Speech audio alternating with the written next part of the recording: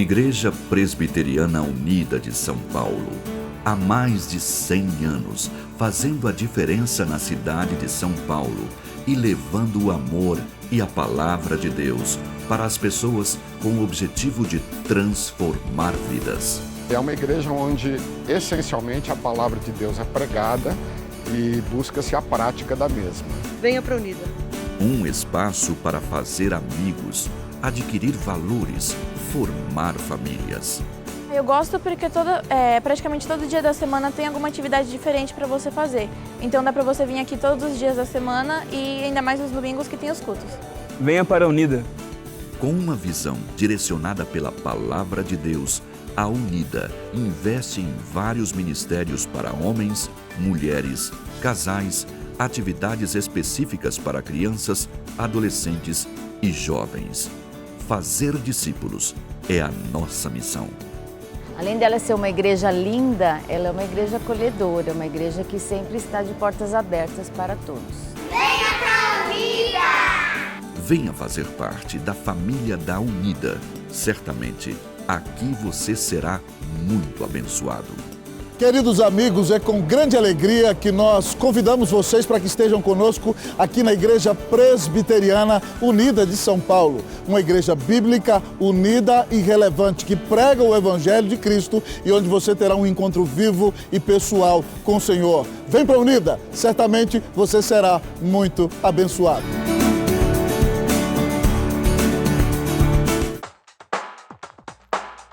A APECOM e a Igreja Presbiteriana Unida de São Paulo apresentam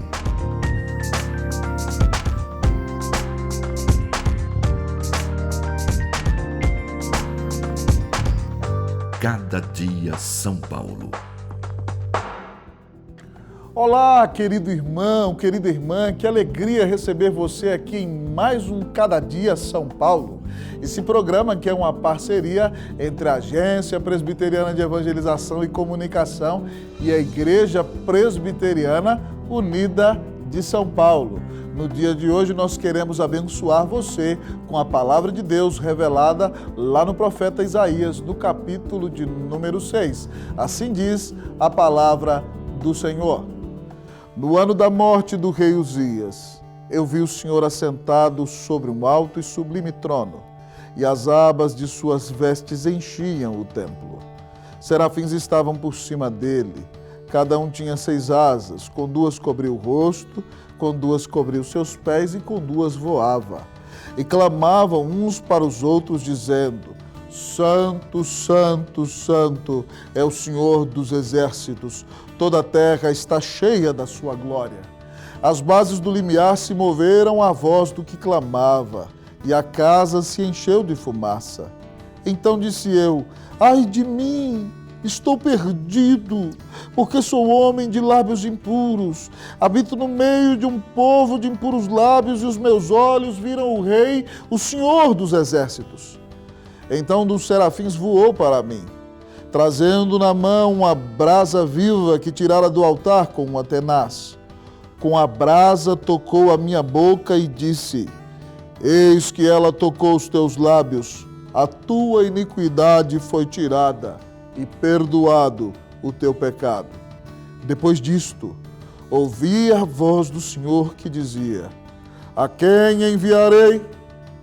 E quem há de ir por nós? Disse eu: eis-me aqui, envia-me a mim. O profeta Isaías foi chamado para servir a Deus em dias de grande turbulência. Ele vive 60 anos servindo a Deus no ministério da pregação da palavra. Mas ele vive os dias nos quais a potência da Babilônia se levanta para conquistar o mundo inteiro, nos dias dos quais também a Síria se levanta para dominar grande parte do mundo.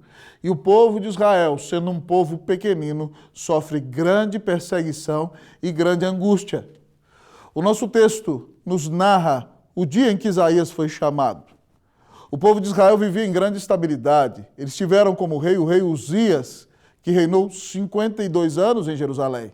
Depois de Davi e Salomão, Uzias é considerado provavelmente o melhor rei de Israel. Ele edificou cidades em Judá. Ele também preparou armas de guerra. Ele financiou a tecnologia. Ele investiu na agricultura. Ele criou um aqueduto e trouxe água para dentro de Jerusalém. O povo tinha paz, mas o texto da palavra de Deus nos diz que Uzias morreu. E esse foi um dia de grande temor para o povo judeu. E o texto da palavra então nos diz que no ano em que morreu Uzias, Isaías viu o Senhor sentado sobre um trono alto e sublime. E no final deste texto que lemos, depois de narrar a história do seu chamado, ele nos mostra Deus perguntando nos céus: a quem enviarei e quem há de ir por nós?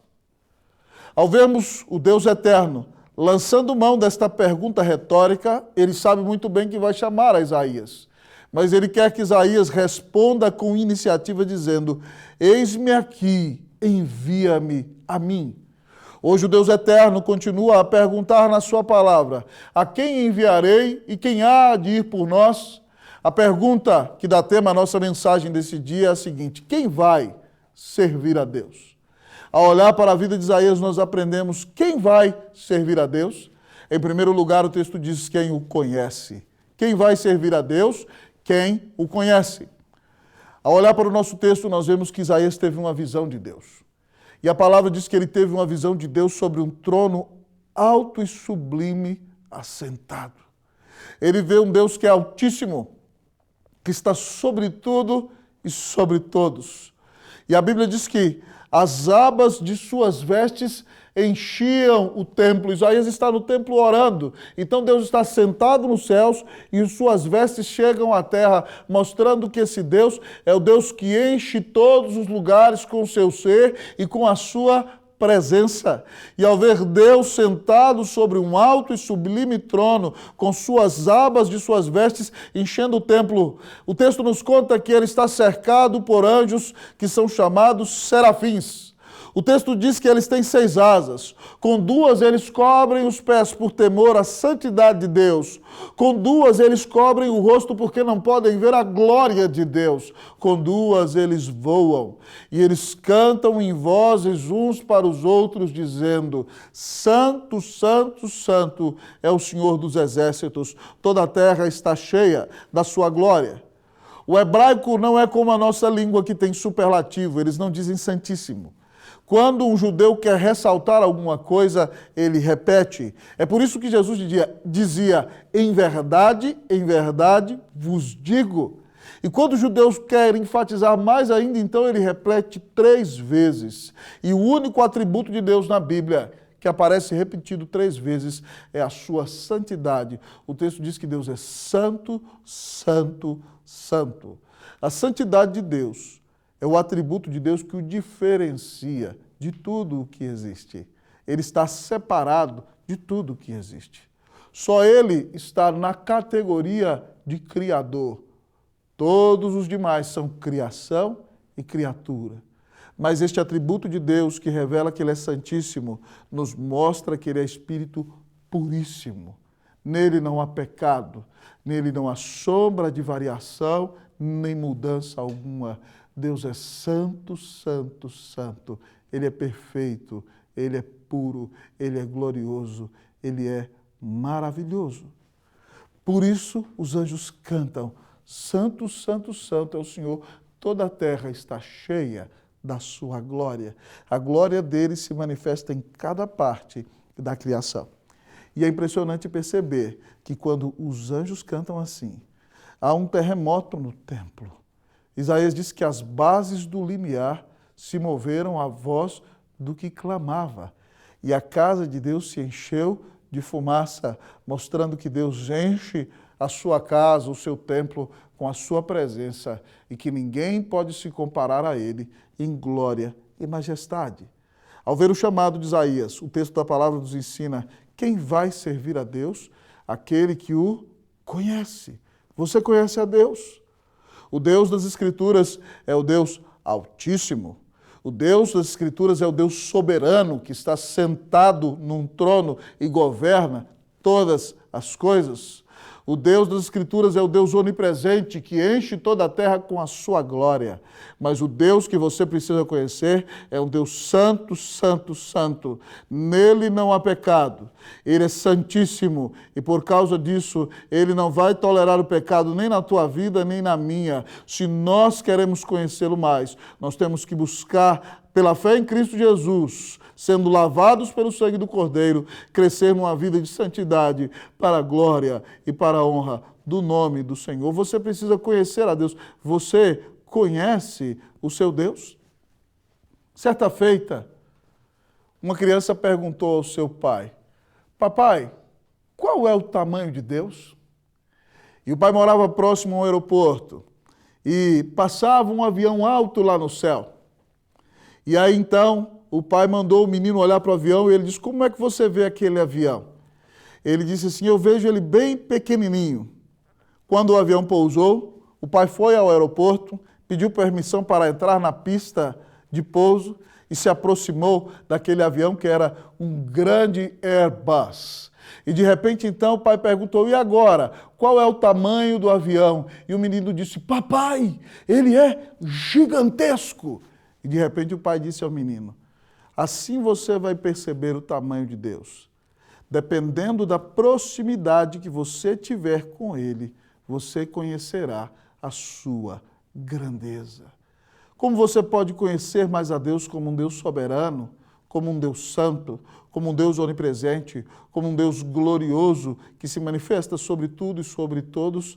Ah, querido amigo e irmão, quando você se aproximar de Deus, quando você buscar conhecer a sua presença, quando você receber a salvação pela fé em Jesus e quando você começar a viver para a glória de Deus, você vai conhecer ainda mais o Deus da glória e assim você poderá servi-lo. Mas a nossa pergunta continua: quem vai servir a Deus? O texto da palavra diz que vai servir a Deus aquele que conhece a si mesmo. Isaías, depois de ver a glória de Deus, ele reconhece o seu pecado. Ele diz: ai de mim, estou perdido, porque sou homem de lábios impuros, habito no meio de um povo de impuros lábios, e os meus olhos viram o Rei, o Senhor dos Exércitos. Isaías tem consciência de que ninguém pode ver a glória de Deus e sobreviver. Ele reconhece que é pecador, ele diz: ai de mim, eu agora vou ser destruído. Eu sou homem de lábios impuros. Talvez você ache que Isaías falava muito palavrão, ou usava uma linguagem jocosa que não é permitida para o servo de Deus, mas o texto não está dizendo isso. Jesus fala que a boca fala do que o coração está cheio. Quando ele diz que tem lábios impuros, significa que o seu coração é impuro. Ele é pecador desde o íntimo. Ele diz: sou homem de impuros lábios, habito no meio de um povo de impuros lábios, o meu povo é pecador e agora os meus olhos viram o Rei. Isaías reconheceu o seu pecado. Ele achou que ia morrer. Para você servir a Deus, você precisa reconhecer que Deus é santo, soberano, altíssimo, onipresente e glorioso. Mas você precisa reconhecer que você é pecador, que por si mesmo você não pode agradar a Deus, que você não pode ficar de pé no tribunal de Deus. E se Deus for te tratar conforme os seus atos merecem, você estará literalmente perdido. Você precisa reconhecer o seu pecado, sentir a dor pelo mesmo e arrepender-se dele na presença de Deus. Querido amigo, eu gosto muito da cena, da história, na qual é sepultada um dos últimos grandes reis do Império Austro-Húngaro, o rei Francisco José, Franz Joseph. Quando os imperadores do Império Austro-Húngaro eram sepultados, na cidade de Viena, na Áustria, eles eram sepultados na grande catedral dos frades capuchinos. E acontecia então um grande cortejo fúnebre naquela que é uma das mais belas cidades do mundo. E quando o mestre de cerimônia entrava diante do féretro para que o imperador fosse sepultado naquela igreja, batia na porta da catedral o mestre de cerimônia. E lá de dentro, a voz de um dos monges dizia como se fosse uma voz vinda dos céus: quem bate a porta? Respondeu o mestre de cerimônia: Franz Joseph, magnânimo imperador do Império Austro-Húngaro. E de repente a voz diz lá de dentro da catedral: não te conheço. Depois de alguns instantes, o mestre de cerimônia bate outra vez. E a voz pergunta lá de dentro: quem está a bater? E ele diz: Franz Joseph. rei da Croácia, rei da Áustria, rei da Hungria, rei da Lodoméria, arquiduque de Cracóvia, rei da Galícia. E a voz responde lá de dentro: nunca te conheci. De repente, então, bate terceira vez, o mestre de cerimônia. E a voz lá de dentro responde: quem está a bater? E ele diz: um pobre pecador que precisa da graça do Senhor Jesus. De repente se abrem os portões da grande catedral e a voz grita lá de dentro: seja bem-vindo, bendito de meu Pai, para as moradas eternas que eu preparei para você. Só vai entrar no céu de Deus aquele que reconheceu os seus pecados, que reconheceu que precisava de um grande Salvador, que se arrependeu da vida errada que levava e buscou a salvação em Cristo Jesus. Quem vai servir a Deus? Quem conhece o Deus Santo incomparável, mas quem conhece a si mesmo e conhece os seus pecados. Mas a pergunta ainda permanece: quem vai servir a Deus? O texto da palavra do Senhor nos ensina neste dia que aquele que conhece a redenção é esse quem vai servir a Deus. Isaías nos conta, na cena do seu chamado, que quando ele está naquela situação de desespero, um anjo lá no céu, um daqueles anjos, tomou uma tenaz, uma grande tesoura, e foi no altar do sacrifício, e tomou uma brasa que estava ali, que foi molhada pelo sangue do sacrifício. E de repente ele vem e toma aquela brasa e coloca nos lábios de Isaías. Nós imaginamos, tss, mas Isaías não reclama que a brasa queima os seus lábios. O anjo diz a ele: eis que ela tocou os teus lábios, a tua iniquidade foi tirada. Que brasa é essa tão poderosa que pode perdoar pecados? Queridos, essa brasa simboliza o Senhor Jesus. Foi Ele quem deu sua vida no altar da cruz, derramando o seu sangue no lugar que eu tinha que derramar o meu. Ele é a brasa viva tirada do altar, porque por causa do seu sangue nós fomos tocados no lábio que simboliza o coração. O Espírito Santo, então, pega essa salvação de Cristo e traz para o nosso coração. E então nós cremos em Jesus como nosso Senhor e Salvador. E os nossos olhos são abertos. E Deus nos declara justos pela fé no seu tribunal. Quem vai servir a Deus? Aquele que conhece o Redentor. Querido amigo e irmão, Deus é santo, você é pecador. Não existe nada que você possa fazer que satisfaça a justiça de Deus. Para que você fosse salvo, somente alguém do tamanho de Deus poderia pagar a tua dívida. Mas tinha que ser homem, porque foi o homem quem pecou. Então Deus, em sua soberania, resolve enviar seu Filho, a segunda pessoa da Trindade, aquele que é Deus, um com Ele, para vir a este mundo e se tornar homem sem pecado. Jesus viveu uma vida de plena obediência e no auge de sua vida adulta, Ele dá sua vida na cruz do Calvário para pagar os teus pecados e os meus. E Ele pode satisfazer a justiça de Deus, porque Ele foi nosso substituto, como o homem pagou a nossa dívida. Mas como alguém do tamanho de Deus, Ele conseguiu quitá-la. E no terceiro dia, a Bíblia diz que um anjo dos céus baixou, a pedra Ele rolou, Cristo se levantou, da morte Ele ressuscitou, a vitória Ele nos legou, grande é o nosso Salvador. Se você quer servir a Deus, você precisa crer que Jesus Cristo é o Filho de Deus. Pare de pensar que existem outros mediadores. Pare de achar que há outro caminho. O Senhor Jesus disse: eu sou o caminho, a verdade e a vida. Ninguém vem ao Pai senão por mim. O único que pode te dar a vida eterna é Jesus. A palavra diz em 1 Timóteo que há um só Deus e um só mediador entre Deus e os homens, Cristo Jesus, homem. Paulo também diz lá em 1 Timóteo 1 que fiel é essa palavra, que Cristo Jesus veio ao mundo para salvar os pecadores. E ele dizia, dos quais eu sou o principal. Se você quer servir a Deus, entenda que Deus só vai aceitar o seu serviço se você crer que Jesus Cristo é o Filho de Deus. Porque aí então você é perdoado, você se torna filho de Deus, adotado pelo Pai, deixa de ser inimigo de Deus, se torna amigo de Deus e andará com Deus todos os dias da sua vida, até a eternidade. Quem vai servir a Deus? Aquele que conhece a redenção, que está somente no Filho de Deus, nosso Senhor, Jesus Cristo. Mas talvez você se pergunte neste dia, quem vai servir a Deus? Já temos ouvido. Quem conhece a Deus, quem conhece a si mesmo, quem conhece a redenção. Mas quem poderá servir a Deus? O texto diz que quem tem disposição. É claro que o Deus eterno sabe a quem quer chamar, mas ele pergunta nos céus, a quem enviarei? Quem há de ir por nós?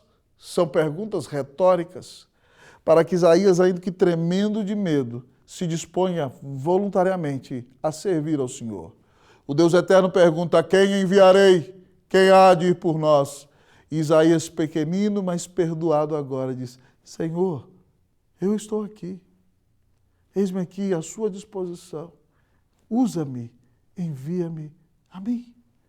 Só vai servir a Deus aquele que tem o coração disposto para servir o Senhor. Aquele que entendeu o tamanho da salvação que recebeu e o privilégio que é dedicar a sua vida ao Senhor Jesus. Querido amigo e irmão, Abraão era um homem poderoso. Ele tinha mais de 300 escravos nascidos na sua casa, um homem rico. E depois que o seu pai morre, quando ele tem 75 anos de idade, Deus aparece a ele e lhe diz, sai da tua terra, da tua parentela, da casa de teu pai, e vai para o lugar que eu te mostrarei. De ti farei uma grande nação, eu engrandecerei o teu nome. Você vai ser uma bênção, ser tu uma bênção. Eu vou abençoar quem abençoar você. Eu vou amaldiçoar quem te amaldiçoar. Em ti serão benditas todas as famílias da terra. E Abraão partiu e ouviu o chamado de Deus com toda disposição. E Deus cumpriu todas as promessas que fez.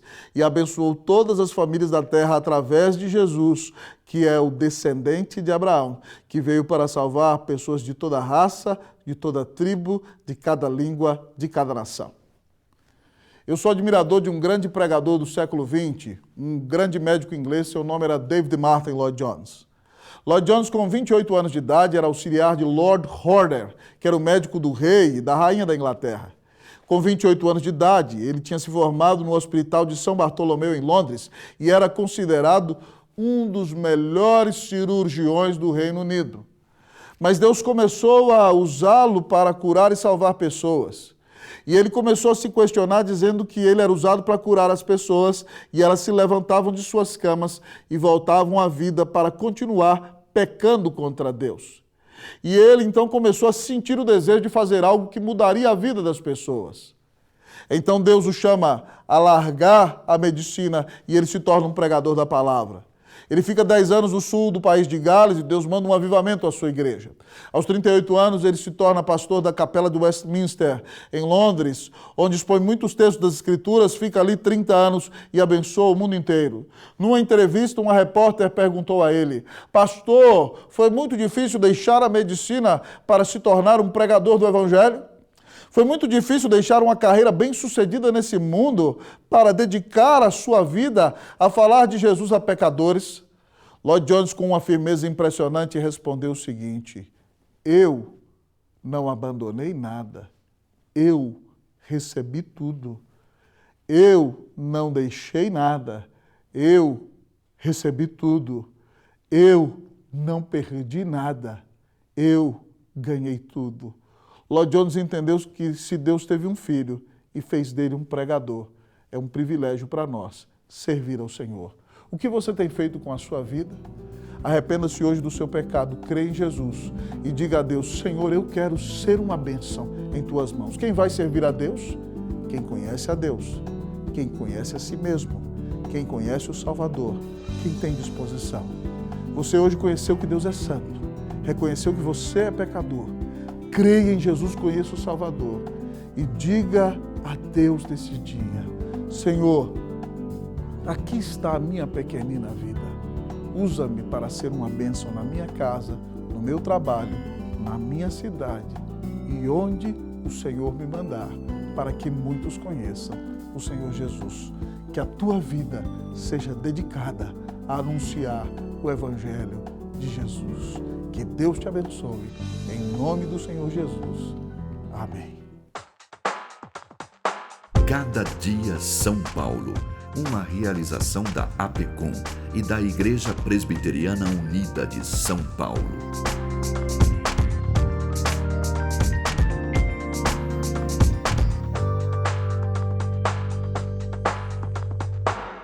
O programa Cada Dia São Paulo tem chegado a milhares de lares. E você pode nos ajudar a alcançar muito mais pessoas com a mensagem de Cristo. Seja um parceiro em missão do nosso programa. Deposite sua oferta no Banco do Brasil, agência 1191, dígito 6, conta 37038, dígito X. Agência Presbiteriana de Evangelização e Comunicação. Venha você também ser um parceiro na evangelização do Brasil. A Igreja Presbiteriana do Brasil é fruto de uma ação missionária da Igreja Norte-Americana que enviou o jovem pastor Ashbel Green Simonton ao nosso país em 1859, com o profundo desejo no coração de apresentar o Evangelho da graça de Jesus aos brasileiros. Ao longo desses 160 anos de história, o ideal missionário tem se tornado realidade. E a partir do seu compromisso com a integridade bíblica em uma perspectiva teológica reformada e com o propósito de fazer a diferença na sociedade, a IPB tem sido um instrumento usado por Deus para alcançar e transformar a vida de milhares de pessoas no Brasil e no mundo. A Igreja Presbiteriana em cada cidade, com suas escolas, hospitais, projetos sociais e missionários, cumpre a sua missão visando a glória de Deus. Igreja Presbiteriana, há 160 anos evangelizando o Brasil.